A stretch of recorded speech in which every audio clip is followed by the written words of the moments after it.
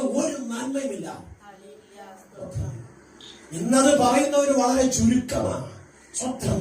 കാരണം സ്വത്രം എങ്ങനെ കുറുക്ക് വഴിയുടെ കാര്യങ്ങൾ നേടാം എന്ന് പറഞ്ഞ് ഓടുക മനുഷ്യൻ. തെക്കും വടക്കും കിഴക്കും പടയാണ്. അങ്ങനെ ഓടിയ സമയത്താണ് അവിടെ നിന്നൊരു ന്യൂ ജനറേഷൻ പാസ്റ്റ് പറഞ്ഞു, ഇന്ന് പ്രാപിച്ചോ, പിടിച്ചോ, എടുത്തോ.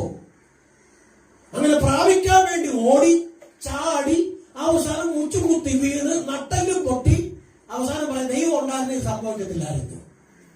സ്വത്രം. എന്നെ കേൾക്കുന്ന കൂടപ്പുറപ്പുകളെ, ദൈവം ജീവനോടെ ഉള്ളത് കൊണ്ടാണ് നീ ചാവാതെ ഇരിക്കുന്നത്. സ്വത്രം. കോവിഡ് വന്നപ്പോ ചാവാഞ്ഞ അതുകൊണ്ടാ, രോഗം വന്നപ്പോ ചാവാഞ്ഞ അതുകൊണ്ടാ. സ്വത്രം. പിശാചികളെന്ന് വിളിച്ചിട്ട് നീ വീട് തകർന്നു പോകാൻ ദൈവം ഉള്ളത് കൊണ്ടാ. ആ ദൈവമില്ലെന്ന് നീ പറഞ്ഞാൽ നിന്നെ എണ്ണുന്നത് മൂളന്റെ കൂട്ടത്തില. സ്വത്രം. നിന്റെ സന്തതി എന്ന് പറഞ്ഞാൽ അവൻ ശപിക്കപ്പെട്ടവനാ.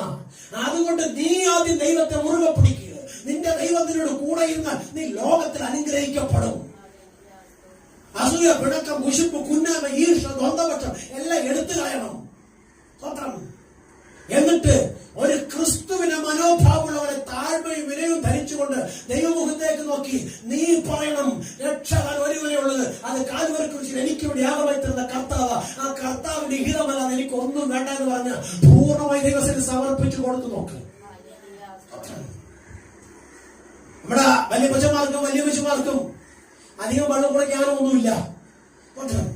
കൊച്ചുങ്ങളെ പഠിച്ചാലും 7ാം ക്ലാസ്, 8ാം ക്ലാസ്സില്ല, 10ാം ക്ലാസ്, അതിനപ്പുറത്തേക്ക് അവരെ പഠിപ്പിക്കാനും നിവർത്തിയില്ല.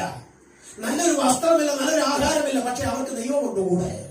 സ്വത്രം. അവർക്ക് ഉറപ്പുണ്ട്, ഞങ്ങൾ സേവിക്കുന്ന ദൈവം, ഞങ്ങൾ ആരാധിക്കുന്ന ദൈവം ഞങ്ങളുടെ കണ്ണുനീർ തുടയ്ക്കാൻ മതിയായവനാ, ഞങ്ങളുടെ കുഞ്ഞുങ്ങളെ ഉയർത്താൻ മതിയായവനാ, ഞങ്ങളുടെ രോഗം മാറ്റാൻ മതിയായവനാ, ഞങ്ങളുടെ ചെറ്റപ്പുര മാറ്റാൻ മതിയായവനാ, ഞങ്ങളുടെ ജീവിതത്തിലെ എല്ലാ കഷ്ടങ്ങളെയും അതിജീവിപ്പാൻ സഹായിക്കുന്നവനാ. ആ ദൈവത്തെ ഞങ്ങൾക്ക് മതി.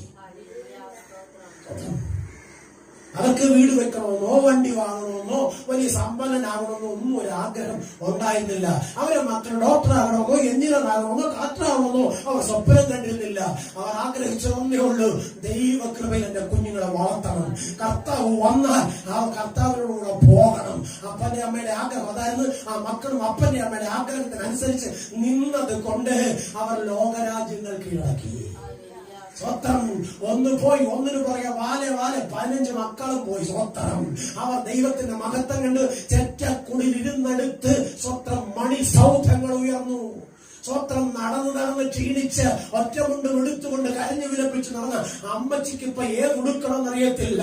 സ്വത്രം. അപ്പച്ചന് ടൗണിൽ പോണെങ്കിൽ ഏത് വണ്ടിക്കകത്ത് പോണമെന്ന് അറിയത്തില്ല. സ്വത്രം. കുഞ്ഞ് അവർക്ക് ഒരു പ്രഷർ